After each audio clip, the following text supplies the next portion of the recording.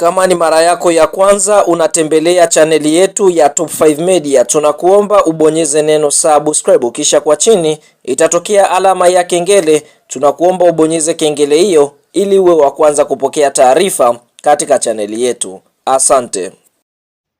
Habari kubwa ya kimichezo ambayo tunakwenda kuiangaza mezani siku ya leo ni kuhusiana na kile ambacho kinaendelea ndani ya klabu ya soka ya Yanga Sports Club katika dirisha kubwa la usajili kwa ajili ya kujiandaa na msimu mpya wa mashindano wa mwaka 2026 2027, ambapo klabu ya soka ya Yanga wamedhamiria kufanya mambo makubwa katika msimu mpya wa mwaka 2026 2027. Miongoni mwa maeneo ambayo klabu ya soka ya Yanga wamepanga kuyafanyia maboresho ni katika eneo la safu ya ushambuliaji, ambapo tunashuhudia safu ya ushambuliaji ya klabu ya soka Yanga ilikuwa ikiongozwa na Prince Mfumelo Dube, bila kumsahau Depu na mchezaji Clement Mzize. Fahamu mara baada ya msimu wa mwaka 2025 2026 kutamatika, klabu ya soka Yanga tunaona wameweza kupata pigo kubwa, kwa sababu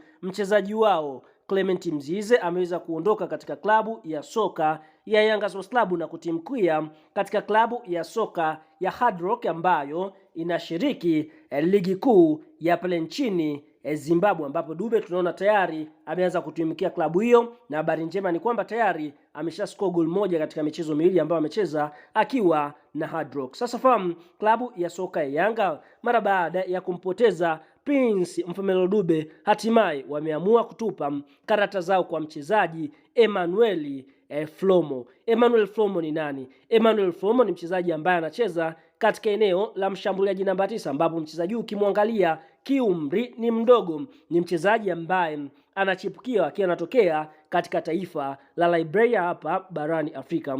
Fahamu Emmanuel Flomo ni mchezaji ambaye anakipiga katika klabu ya soka ya Al Hilal Omdurman ya nchini Sudani, ambapo mchezaji msimu uliomalizika ndiye ambaye ameweza kumalika kuwa top scorer katika ligi kuu ya nchini Sudani. Emmanuel Flomo ni mchezaji ambaye anacheza katika eneo lile la mshambuliaji namba 9, vile vile ana uwezo wa kucheza winga namba 7 kwa sababu ni mchezaji ambaye anatumia miguu yote. Emmanuel Flomo ni mchezaji mwenye umri wa miaka 18 akiwa amezaliwa tarehe 31 Oktoba mwaka 2007. Na tunaenda kwa upande mwingine, mchezaji huyu vilabu ambavyo amewahi kuvitumikia ni klabu ya soka ya LISCR Football Club ya pale nchini kwao Liberia, na mara baada ya hapo tunaona Al Hilal Omdurman ndipo ambapo walipomsajili, na mchezaji huyu tunaona ndio msimu wake wa kwanza kuitumikia klabu ya soka ya Al Hilal Omdurman, na imekuwa mara yake ya kwanza mwaka huu